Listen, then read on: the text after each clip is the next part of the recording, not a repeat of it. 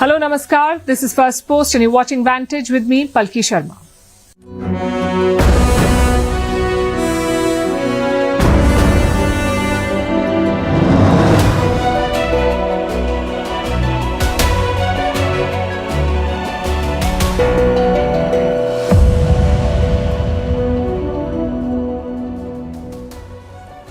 West Asia is on the brink of an all-out war. Israel has launched dozens of airstrikes on Iran, that too on their nuclear sites. This is an unprecedented operation by the Israelis, one that pushes West Asia to the edge of war. In fact, Iran is already calling it a declaration of war. Tonight, we'll tell you how this operation unfolded and how Iran is responding.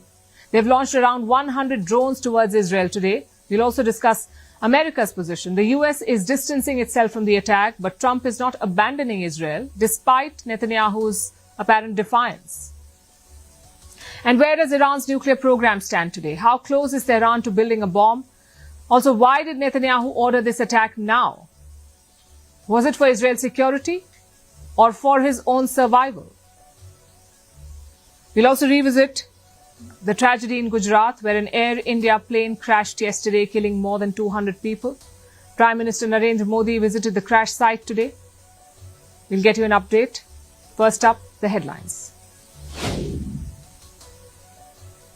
India and China agreed to hold talks to address trade and economic concerns. The decision was taken after the Indian Foreign Secretary met the Chinese Vice Foreign Minister in New Delhi. Both sides have also agreed to expedite efforts to resume direct air services, which were suspended after the border standoff in 2020.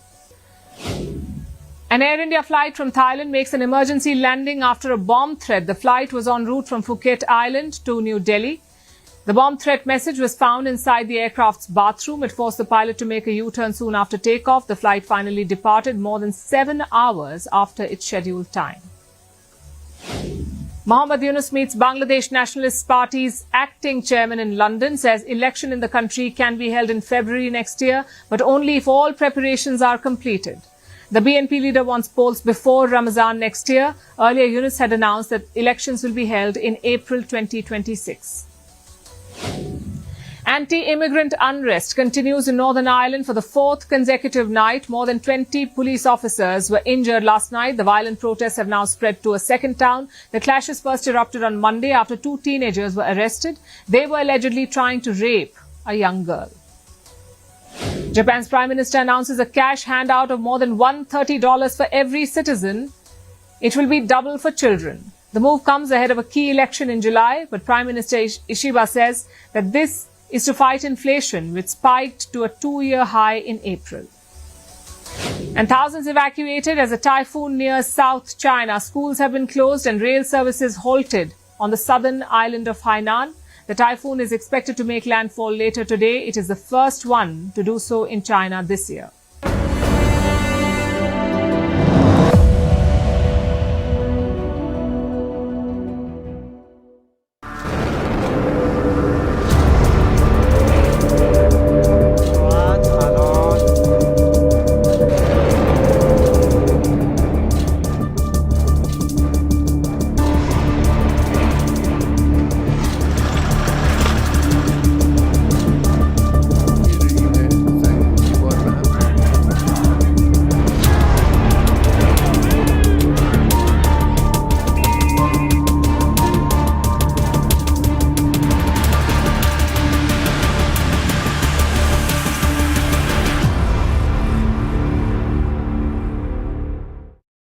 The skies of West Asia have lit up again with drones, missiles, fighter jets and rockets. Once again, it's the two sworn rivals facing off, Israel and Iran. Israel fired the first shot today. This morning, they launched waves of airstrikes on Iran. Their target? All sorts of things. Top military commanders, nuclear facilities, missile silos, ballistic missile factories and nuclear scientists. The scale and intensity were unprecedented. Several scientists and top generals in Iran have been confirmed dead. So naturally, Iran is responding. They have fired dozens of drones at Israel. This is all the makings of a full-blown war. We'll be tracking the situation as it evolves. But first, let's trace the events of this morning. Around 3:30 a.m. local time, explosions were heard in Tehran. This was the first wave of Israeli strikes. Take a look.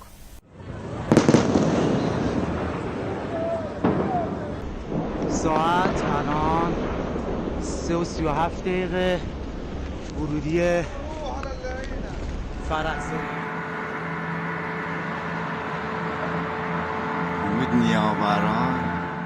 One hour later, more bombs followed. This time they hit the heart of Iran's nuclear program, the Natanz nuclear facility.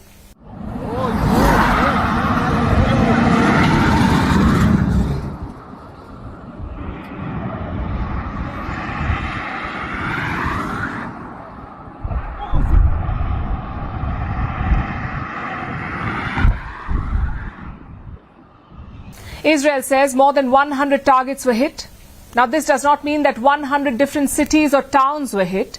There could be multiple targets in the same location. In fact, let me pull up the map for you. Reports say these 6 locations were targeted.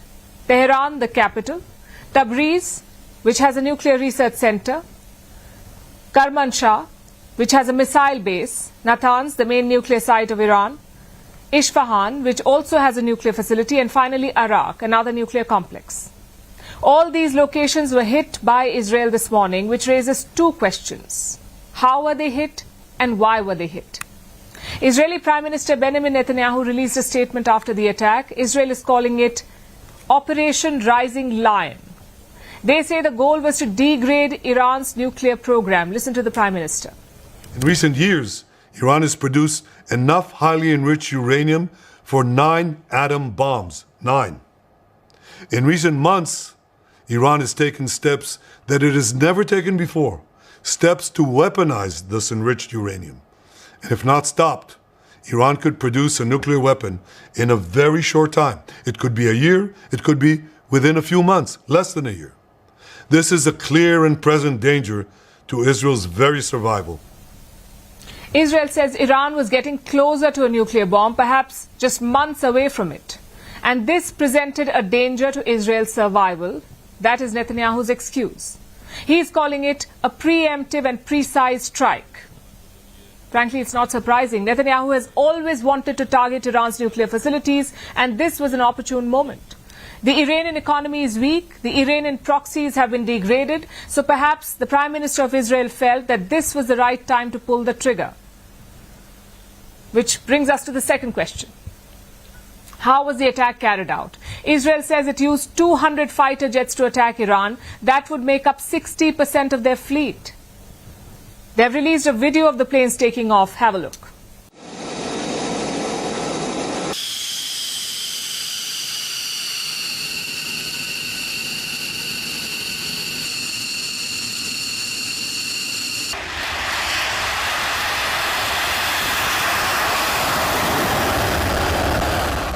Those are all American planes. The F-35, the F-15 and the F-16, all these planes were used against Iran. They would have flown over Jordan, Syria and Iraq to reach their targets in Iran. Once there, they dropped more than 330 bombs. And losses? Well, none reported so far. And there's a reason for that. Reports say the Mossad was working on the ground in Iran. As you know, Mossad is Israel's spy agency. They had apparently infiltrated Iran. And they had a threefold mission. First, to set up a drone base near Tehran. Mossad set up a drone base near Tehran, the Iranian capital. We are talking about kamikaze or suicide drones. These drones were activated overnight and they crashed into Iran's missile launchers. That is the first objective. The second, to smuggle weapons into Iran. The details have not been released yet by Israel, but these weapons took out Iran's air defenses, which would explain the clear strikes. And finally, objective number 3, to deploy precision missiles near anti-aircraft sites in central Iran. Apparently, this too was done by Mossad commandos. The idea was to protect Israeli jets. Now, if true, this represents a wide-ranging operation of massive scale. Though again, not surprising. Israel has been preparing for such an attack on Iran, not for months or weeks, but for many years. The question now is, how will Tehran respond? The Supreme Leader has issued a warning. Let me quote from what he said. The Zionist regime has committed a crime in our dear country today at dawn with its satanic, blood-stained hands. The regime should anticipate a severe punishment. By God's grace, the powerful arm of the Islamic Republic's armed forces won't let them go unpunished. That is what the top Iranian leader has said. In simple words, it means that Iran will hit back. Now, strategically, they don't have an option. This is the worst attack on Iran since 1988, since the end of the brutal war with Iraq. And this time, Iran has been targeted in its heartland, in its strategic and nuclear centers. The regime cannot afford to let this go unanswered, so we can only hope that cooler heads prevail.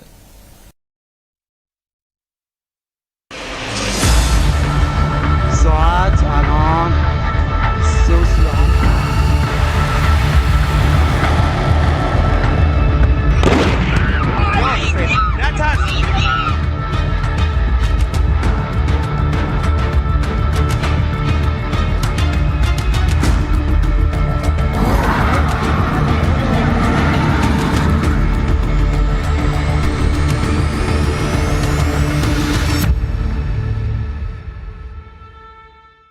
Iran and Israel have been enemies for decades, but tensions have been especially high for the past 2 years.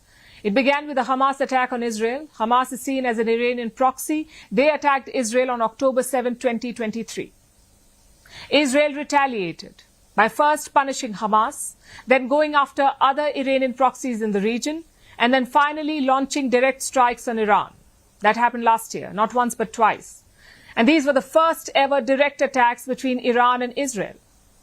Today marks the beginning of the third phase of this conflict. Israel's attack was bold, more precise, and more destructive than before. Israel deployed more than 200 aircraft for this operation. It claims to have struck more than 100 targets. It used more than 330 munitions of different kinds. Despite this scale, Prime Minister Netanyahu maintains that this is a targeted operation. We struck at the heart of Iran's nuclear enrichment program. We struck at the heart of Iran's nuclear weaponization program. We targeted Iran's main enrichment facility in Natanz. We targeted Iran's leading nuclear scientists working on the Iranian bomb.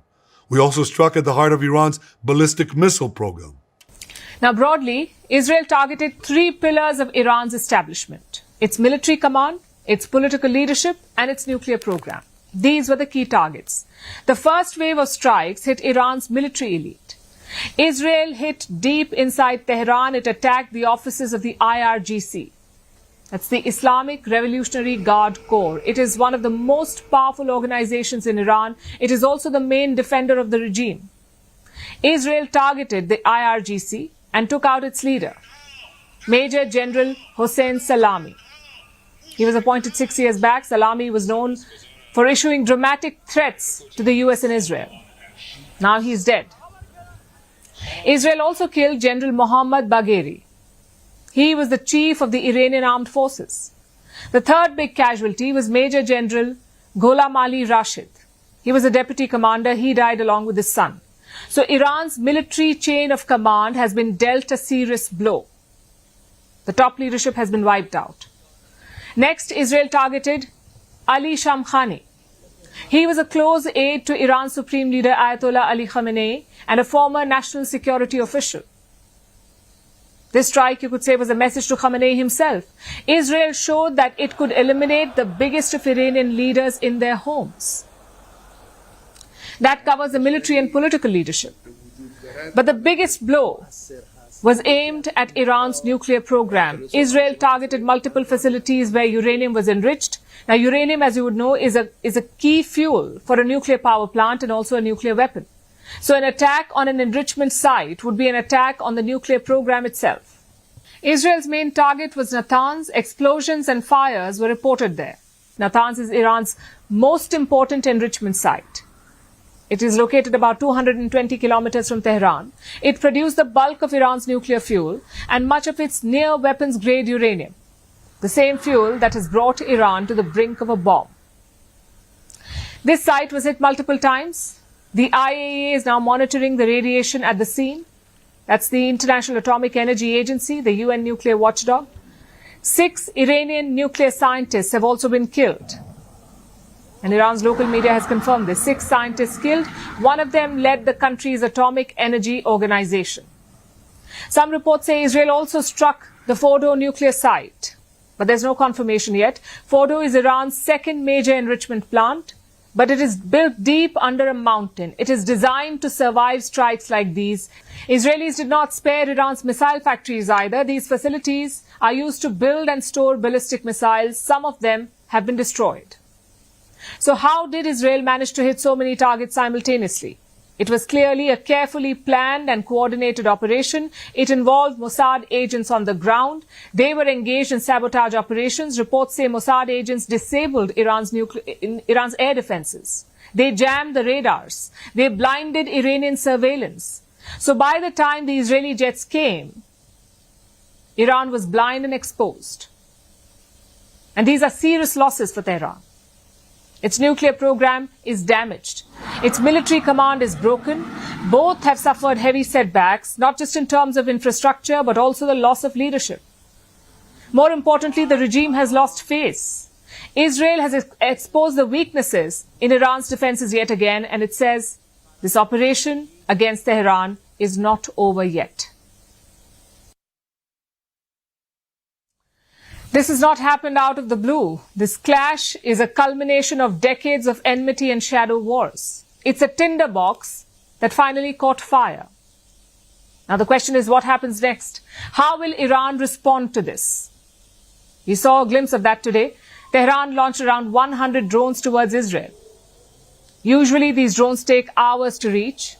Let me show you with a map. The drones were spotted over Iraq, then over Jordan. Jordan intercepted some of them, and Israel is trying to shoot down the rest. The Israeli Air Force was seen intercepting Iranian drones over Saudi Arabia, Saudi skies. But remember, this is Tehran's first move. It is unlikely to stop with this. The clerics will want to respond strongly, and their first option would be military. Because this time, Israel's strikes were not symbolic. They killed 3 of Iran's top commanders. We just told you about them. Mohammad Bagheri, Chief of Staff of Iran's armed forces, Hossein Salami, the head of the IRGC, the Iranian Revolutionary Guard Corps, and Gholam Ali Rashid, the Deputy Army Commander. So this was not just a warning, this was a decapitation strike. With its top brass gone, Iran needs new leadership before it can act. And it has already named replacements. So now we have to wait and see what these new military leaders do. They could launch a ballistic missile strike. Iran has more than 3,000 ballistic missiles, including short-range missiles like the Fateh series. They also have medium-range ones, like the Shahab-3. It is capable of hitting Tel Aviv. In fact, Iranian strikes have become more precise in recent years. We saw that last year in their attack in 2024, when Iran fired hundreds of ballistic missiles and drones. So that's one military option for them, a missile strike that Iran could launch. The other option is a full-scale conflict involving the two militaries. The Iranian army is the largest in the region. They have 610,000 active duty personnel, 610,000. They also have about 3.5 lakh trained reserve personnel, 350,000. In comparison, Israel's numbers are much smaller. Israel has 170,000 active personnel and a reserve force with a strength of 465,000. So in sheer numbers, Iran has the upper hand, but it loses this advantage when it comes to weapons. Israel has a total of 611 aircraft, including American F-15, F-16 and F-35 jets. Iran has more than 550 aircraft. Israel also has missile defense systems like the Patriot, plus more than 1,300 tanks. Most of them are advanced tanks, such as the Merkava tanks. Iran has around 1,800 tanks. Neither country has much of a naval presence, but Iran has a bigger fleet. It has around 25 submarines. So this is what Iran's military options will look like, and this is how the two sides compare. Although its response may not be limited to one front, Iran's response may be more than military. This is a regime that does not fight like traditional states do. Its power lies in its asymmetry, aka Iranian proxies across the region. You have the Hezbollah in Lebanon. It is battered but not broken. Its operational capacity has been hit over the last year because of Israeli attacks. But the Hezbollah still has over 100,000 rockets, although they say that they will not fire at Israel. Next are the Houthis in Yemen. They can launch cruise missiles, they can strike shipping lanes and create more chaos in the Red Sea. Then there are the Iraqi militias loyal to Tehran. They have drone and ballistic missiles. Each of these groups offers Tehran a different axis of attack. So that is the second option, using the proxies. The third option for Iran is disrupting trade in the region. Iran controls the Strait of Hormuz. It is the world's most important oil choke point. It accounts for nearly 30% of global oil trade. Tehran can use that as leverage. It can harass tankers, it can threaten shipping, it can even shut down oil flows if it wants to escalate this economically. Option 4, attacking US bases. Washington has denied any involvement in this Israeli attack, but Tehran is not buying any of it. Iranian officials see Israel's hand and America's shadow. So they could target US bases in Iraq. And the US was already worried about this, which is why they were evacuating some personnel in West Asia. We told you about that. There were evacuation orders and non-essential staff were given the option of leaving the region. So Iran right now has plenty of options, but it is also struggling with a paradox. You see, Tehran wants revenge, but it also wants survival. A full-scale war with Israel would threaten the Iranian regime too. Drag the US into it, and it could be a death sentence for Iran. The economy is already battered, the people are disillusioned, the leadership is aging and fractured. And while it may dominate the headlines for its might, it has no appetite for a conventional war. So Iran is walking a tightrope between retaliation and restraint.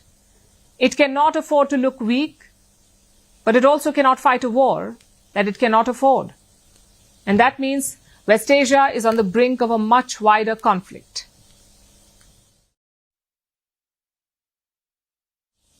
After every Israeli operation comes the obvious question: what role did America play? Did they know about the strike in advance? And if so, did they approve of it? But this operation is a bit different because it happened in the middle of a negotiation. A negotiation for what? For a nuclear deal. US President Donald Trump had brought Iran to the talking table. His officials held 5 rounds of talks with Tehran. A 6th round was slated for Sunday. So it looked like Trump was giving diplomacy a chance. In fact, look at his statement yesterday night, just hours before the Israeli strikes. This is what Trump said: "We remain committed to a diplomatic resolution to the Iran nuclear issue. My entire administration has been directed to negotiate with Iran." So Trump wanted diplomacy. But even as he was typing that out, Israel was probably fueling its fighter jets. From the outside, this looks like defiance. It looks like Israel made a mockery of Donald Trump.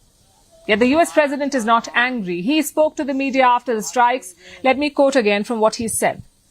"Iran cannot have a nuclear bomb, and we are hoping to get back to the negotiating table. The US is ready to defend itself and Israel if Iran retaliates." Now, there are 2 things to note here. Number 1, the US says it did not take part in the operation. Yes, they knew about it in advance, but the US military was not directly involved. Hard to believe, but that's what the US has said, and that's what Israel is also saying. Number 2, despite this apparent defiance, Trump is not abandoning Israel. He just promised to defend them against Iran. So if you are Benjamin Netanyahu, you would be quite happy, though maybe not surprised, because Israel has made a habit of this. American presidents set red lines. Israel openly violates them. But Washington supports Israel anyway. This has been the template for decades. The question is, what is happening behind the scenes? We saw that during the Biden years. In public, the US president was all support for Israel. In private, he was cursing and abusing Netanyahu. Is it the same under Donald Trump? One Israeli report says it could be the opposite. And this was published in the Jerusalem Post today. It says the US and Israel jointly deceived Iran. Apparently, the nuclear talks were a ruse meant to divert Iran's attention to diplomacy, to ensure an element of surprise. Israeli officials say Trump almost let the cat out of the bag. Yesterday evening, he said that Israel might attack Iran. So to cover up, he posted a message later that night, the same post we just read out for you. Now, if true, this is a diabolical plan by both countries, the US and Israel, diabolical and effective plan. It also tells you how deep this relationship runs. Without America, Israel would struggle. Just look at the finances, look at the money. Who is bankrolling the war? Israel began its war in October 2023. First, it was limited to Gaza. Then it was extended to Lebanon, then to Syria, then to Yemen, and now to Iran. How is Israel funding this expansive war? Look at the numbers. In 2024 alone, the war cost Israel $31 billion. If you add related costs, it rises to $67 billion. Now, Israel's GDP is $500 billion. So basically, they spent 13% of their GDP on the war. But could they have done this without American support? Until October last year, Washington had given Israel $18 billion. This was purely military aid. Now, to put that in perspective, Israel spent $31 billion of its own money, and the US gave them $18 billion extra. If only everyone had a friend like that. Also, it's not just about the money. It's also about superior military equipment. It's about access to American satellites. It's about US protection at the United Nations Security Council. Israel gets all of it. Let's focus on the military equipment. Israel operates the American F-35 fighter jet. This is the latest fifth-generation plane. And what does Iran have? They operate old American F-14 Tomcats. These are 4 decades old. So make no mistake, Israel may be firing at Iran, but they're firing from America's shoulders. And it's not about to stop. President Donald Trump has released another statement. Let me quote again from what he said. This is what the US president said. There has already been great death and destruction, but there is still time to make this slaughter come to an end. The next already planned attacks are even more brutal. Clearly, Trump knows Israel's plan. But you cannot expect Iran to trust him. This is the same man who walked out of the nuclear deal, the same man who imposed maximum sanctions on Iran, who reportedly deceived Iran with talks. No one in Iran's position would trust Donald Trump. As for the reality of Trump's intentions, who knows? Maybe Netanyahu defied him. Maybe Trump played along. History won't be kind either way. And it's not just the United States. The whole world is watching this closely because this is West Asia. A conflict here affects the entire world. Some nations have picked sides. Others are staying neutral. Saudi Arabia, for instance, has slammed Israel's strikes. The kingdom calls it, and I'm quoting, blatant aggression. Riyadh says it violates international law. The Saudi foreign minister also called his Iranian counterpart. He said the strikes derail diplomatic efforts.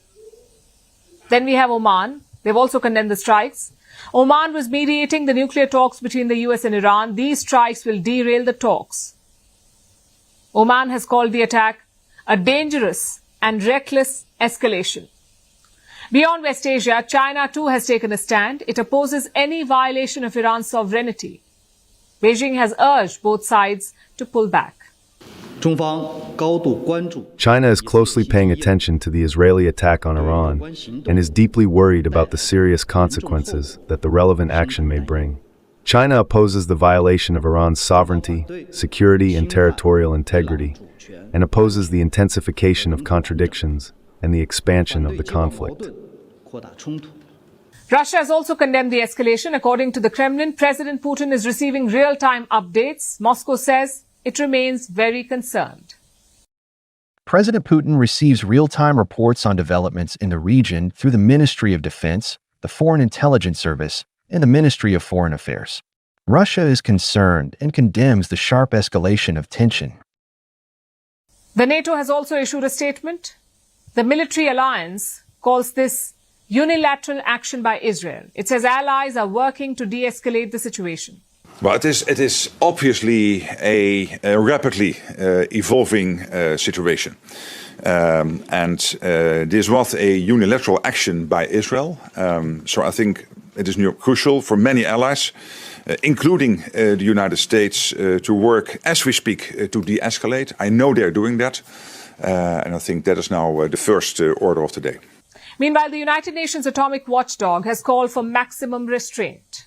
Like I told you, Israel's strikes targeted Iran's nuclear facilities. Attacking nuclear facilities can have severe consequences like radioactive leaks or even long-term contamination. The Atomic Watchdog says there is no damage for now, but it is closely monitoring the situation. This development is deeply concerning. I have repeatedly stated that nuclear facilities must never be attacked, regardless of the context or circumstances, as it could harm both people and the environment. Such attacks have serious implications for nuclear safety, security and safeguards, as well as regional and international peace and security. Meanwhile, oil prices have soared after the attack. They jumped more than 12%, although eased a bit later. This is after Iran said that its oil refineries were not hit. But the prices still remain 5% higher than before the strikes, which brings us to India.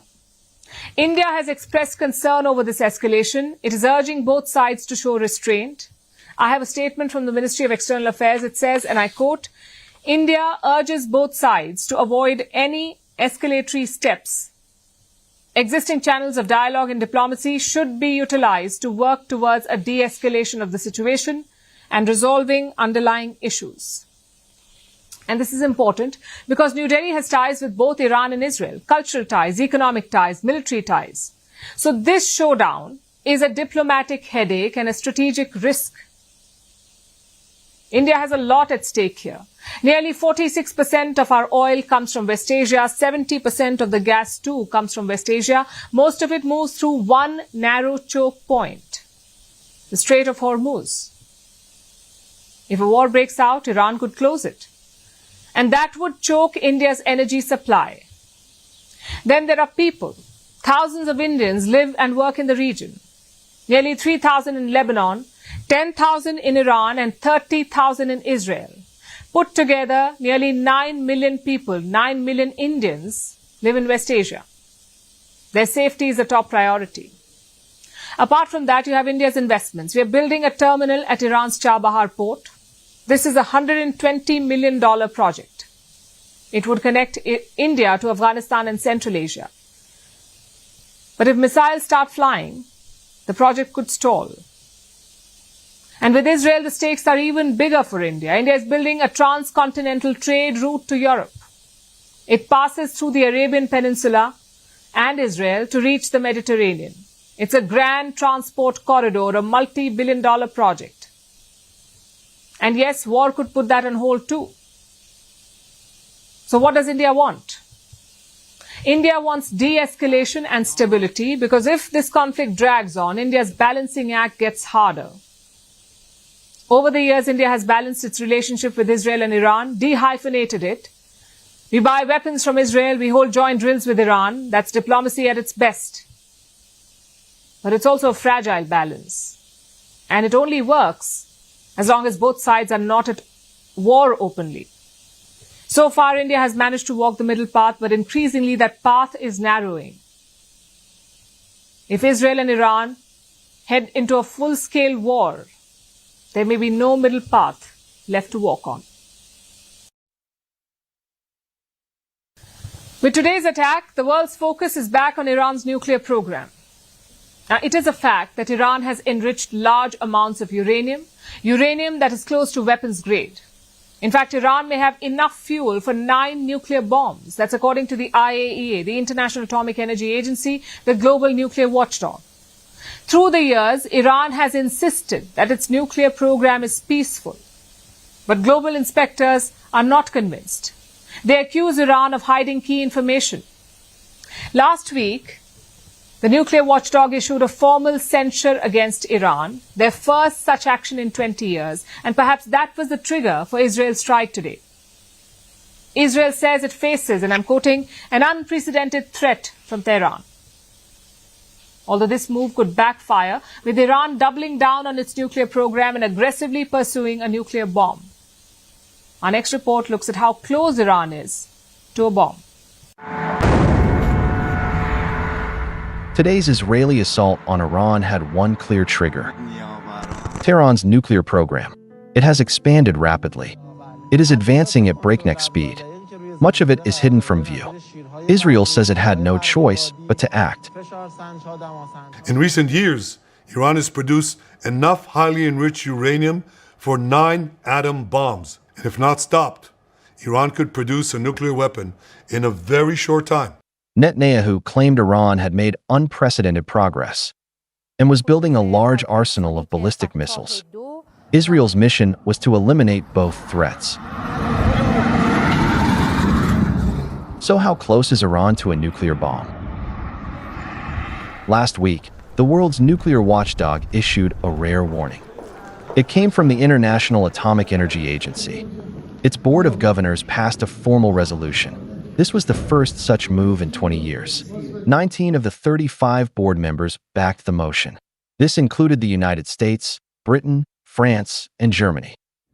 The resolution accused Iran of multiple failures. It said Tehran refused to answer key questions about undeclared nuclear material and secret nuclear activities. It said Iran was not complying with its obligations.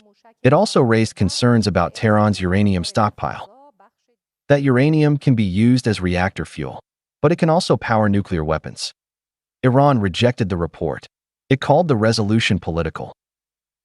They falsely claim that the Islamic Republic of Iran has not fulfilled its obligations under the Non-Proliferation Treaty. This is a blatant lie. Iran maintains its program is peaceful. It claims it has no interest in building weapons. But analysts say the danger is real.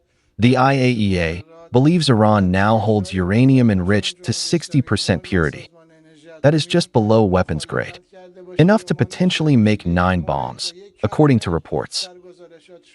When you accumulate and continue to accumulate, and you are the only country in the world that is doing something like this at a level which is very, very close to the level that you need to have a nuclear explosive device, then we cannot ignore it. So how quickly can Iran get to a bomb? Some say it would take a few months. Others believe it could happen in just 2 weeks. But building a bomb takes more time. It requires more than just fissile material. It needs weapon design and delivery systems. Still, the gap is closing. The 2015 nuclear deal once slowed Iran down. It set strict limits on enrichment and gave inspectors access. That deal is now defunct.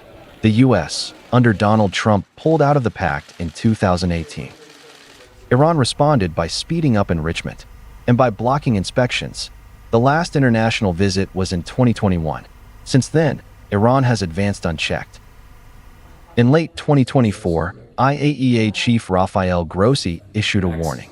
He said Iran was ramping up enrichment dramatically. By early 2025, U.S. intelligence raised a fresh alarm. They said a covert team of scientists was working in secret. This group was trying a faster, cruder path to the bomb. Iran's nuclear network now spans more than a dozen sites. The largest is Natanz.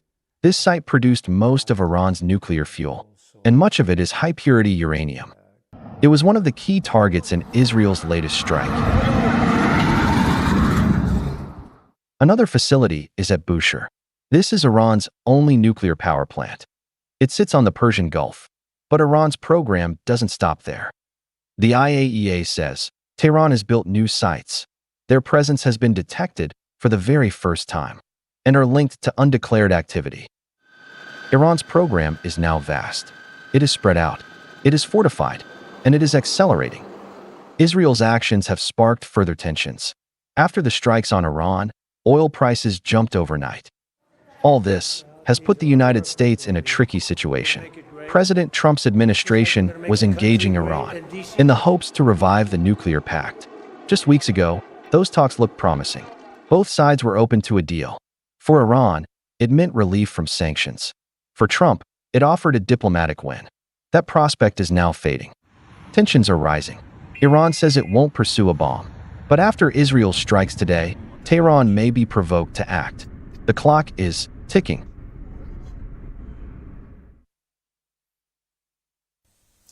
June 16th is an important day for the Netanyahu family. Anwar Netanyahu is getting married. He is Prime Minister Benjamin Netanyahu's son. He will walk down the aisle in a private ceremony in Israel. But even as the family prepares for a wedding, Benjamin Netanyahu seems to be preparing for war. Operation Rising Lion. And the target is Iran. Just a day before it started, Netanyahu visited the Western Wall in Jerusalem. It is one of the holiest sites in Judaism. There he placed a handwritten note in the wall. It contained a biblical verse, a verse that he quoted later again. But above all, stock up on patience, on faith in the justice of our cause, and in confidence in our victory. There's a reason we named this operation Rising Lion, a people that rises up as a lioness, and as a lion lifts himself up.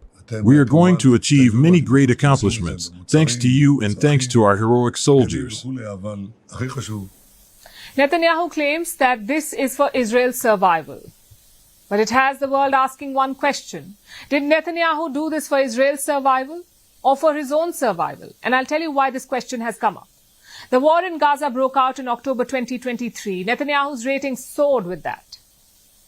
But it's been nearly 20 months. The conflict grinds on. Israeli hostages are still in Gaza. There are protests every weekend in Israel. And the Israeli Prime Minister is becoming more and more unpopular. A majority of Israelis think that Netanyahu does not care neither about the hostages nor about Hamas. All he cares about is trying to stay in power. Two of Israel's former prime ministers have criticized Netanyahu, Ehud Barak and Ehud Olmert. Olmert even called it a private war. Globally, the sentiment is turning sour too. Arab and European leaders have become more and more vocal. Last month, the Arab League slammed Netanyahu. Canada, France and the United Kingdom also condemned the war. So Netanyahu is bleeding global support. And it's not just political. He's also fighting for his personal future. That too in a courtroom. His corruption trial is back on track. The prosecution has begun its cross-examination. The charges are quite serious. Bribery, fraud and breach of trust. These are the charges against the Israeli Prime Minister. If convicted, Netanyahu could face up to 10 years behind bars. So I guess it's fair to ask, is Netanyahu doing this to save himself? Is it about his own political survival? And this is not to say that Iran's nuclear enrichment is not a threat. Israeli intelligence believes that it could build a bomb in weeks. The thing is, they've said this for years. So this is not really new. Netanyahu himself has long warned about it. Iran has long been his political North Star. He has said it from every podium he could find, at the United Nations, in front of the US Congress, and through countless speeches. Such a regime, whose true character has been unmasked, should not acquire nuclear weapons, because this could be a very, very grave development. Where should a red line be drawn? A red line should be drawn right here. Before Iran completes the second stage of nuclear enrichment, Iran's regime poses a grave threat, not only to Israel, but also to the peace of the entire world. Also, he's had opportunities to strike Iran before. He's had plans sitting in drawers. He's had allies in Washington willing to look the other way, yet Benjamin Netanyahu never pulled the trigger. Not until now. Not until the protests at home reached a fever pitch. Not until members of his own coalition began to revolt. Not until his own generals began slamming him. Not until polls showed the public turning against him. Not until his corruption trial was resumed. Benjamin Netanyahu, or Bibi as he's called, has a nickname in Israeli politics. He's also called the magician. And with good reason. He has survived almost about everything. Scandals, betrayals, elections, coalition collapses and criminal indictments. All of it. He is Israel's longest serving prime minister, not because he's loved, but because he's better at surviving than anyone else. But every magician eventually runs out of rabbits. So as Operation Rising Lion is underway, the real question is this. Is this a lion rising or a cornered animal making one last charge?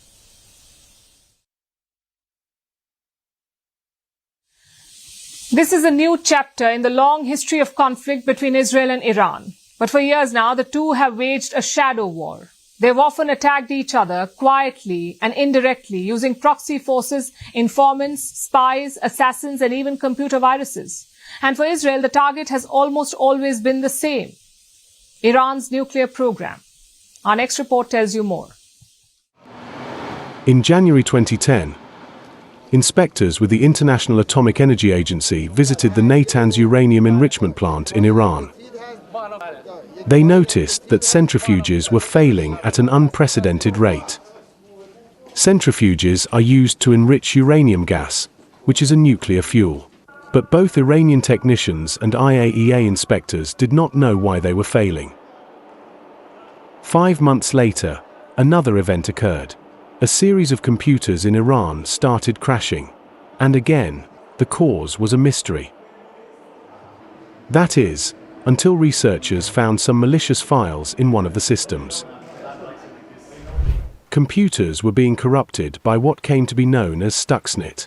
Stuxnet is a computer virus, and it is widely deemed the world's first digital weapon. It didn't just steal information or hijack machines. It wreaked physical destruction on computers and centrifuges, and Stuxnet is believed to be a joint US-Israeli creation, developed to wreak havoc on Iran's nuclear program by their respective intelligence agencies, the CIA and Mossad. But what happened in 2010 is a small aspect of the silent war between Israel and Iran, which was once relegated to the shadows. Today, it is undisguisedly out in the open. Israel says that Iran's nuclear weapons program has advanced to the point of existential threat. But for more than a decade now, the country has been threatened by it. In 2018, Prime Minister Benjamin Netanyahu said that Israel obtained tens of thousands of pages of data. It showed that Iran covered up its nuclear program before signing a deal with world powers in 2015.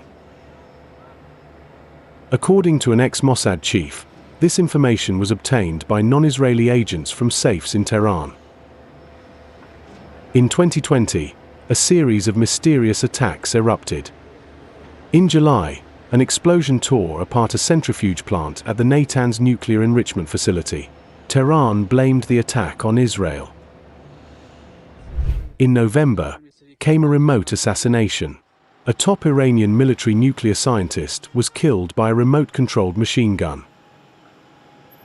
He had long been identified by US intelligence and Mossad as the guiding figure behind Iran's covert nuclear program. And Iran blamed his remote killing on Israel. In 2021, the underground nuclear facility in Natanz was attacked. As per reports, this was due to an orchestrated cyber attack, which caused a blackout at the facility. Unsurprisingly, Iran blamed Israel for this as well. But the attack was not enough to deter Tehran. It happened on April 11th, and according to reports, on April 16th, Iran began enriching uranium, bringing it closer to the weapons-grade level. So in 2022, more attacks followed. 2 nuclear scientists in different cities died within 3 days of each other. Iran has said that they were poisoned by Israel. Since 2023, after the Hamas attack, tensions have only escalated between the two countries. But in 2024, they surged, from Israel causing explosions on Iranian pipelines, to Iran launching unprecedented missile and drone attacks on Israel. In October, Israel hit Iran's missile production facilities. It is said to have crippled their nuclear program for some time. That is, until Tehran bounced back to business. And now, in 2025, as Iran and Israel trade airstrikes, their shadow war has burst into the open, and tensions that were once simmering have now boiled over, threatening to plunge an already volatile region into chaos.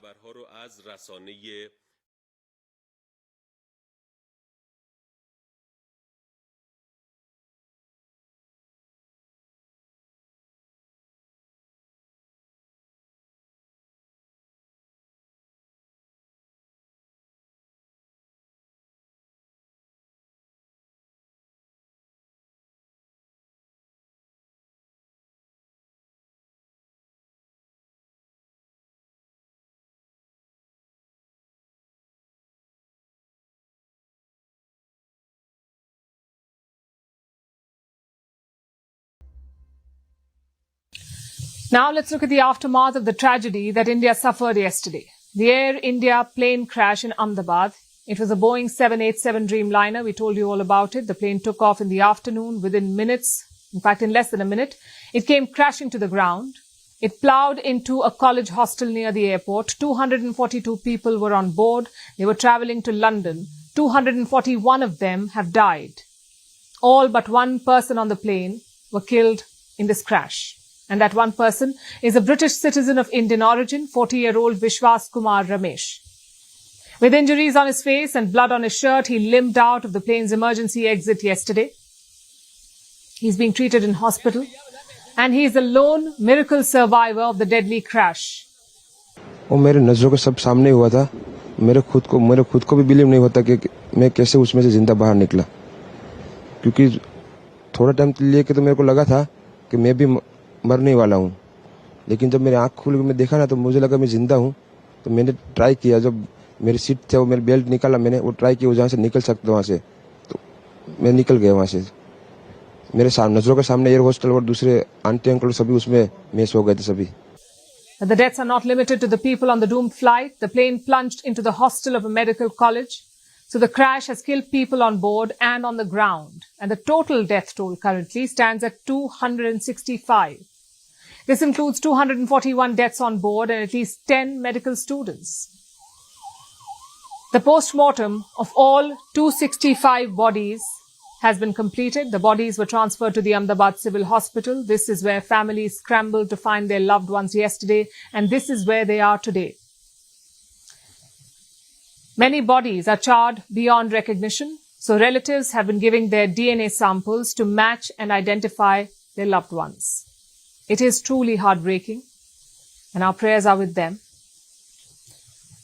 The Tata Group, which owns Air India, has announced compensation for the families, 1 crore rupees each for the kin of the victims. The company will also cover the medical costs of those injured.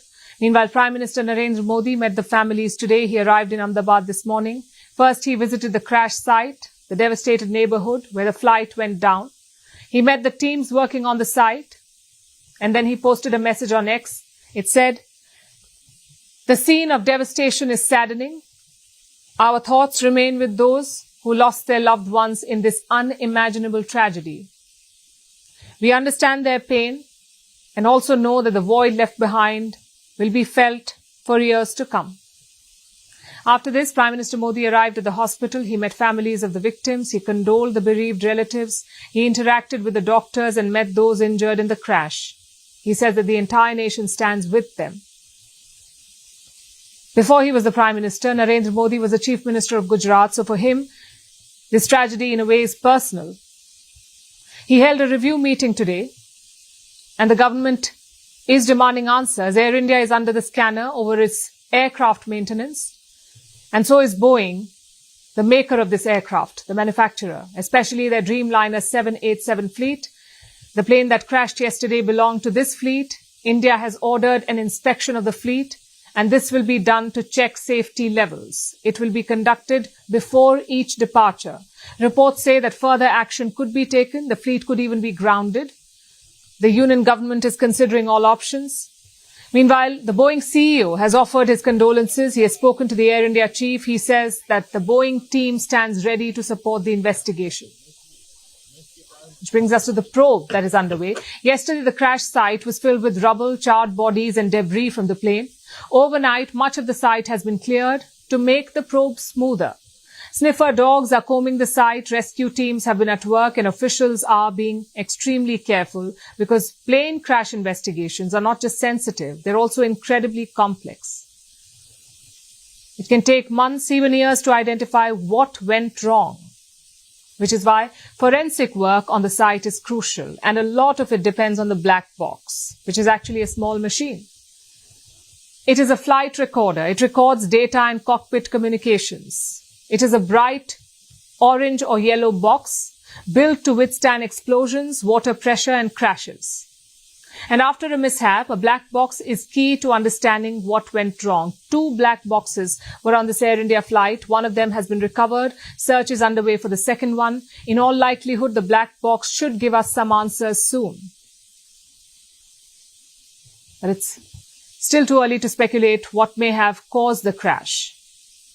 Conjecture can be tempting, but it is best to wait for the official findings. Until then, all we can do is stay united in our grief. And now it's time for Vantage Shots, images that tell the story. Russia launches a massive drone attack on Ukraine's Odessa region. Military tanks arrive in Washington, D.C. ahead of Trump's military parade. And lava spews into the sky during the latest eruption of a Hawaii volcano. Finally, we are also taking you back in history. On this day in 1997, a deadly fire broke out at the Upahar Cinema in India's capital, New Delhi. This happened during the screening of a famous Bollywood movie called Border. The theatre had only one functional emergency exit. Nearly 60 people were killed. We're leaving you on that note. Thank you for watching. Have a good weekend.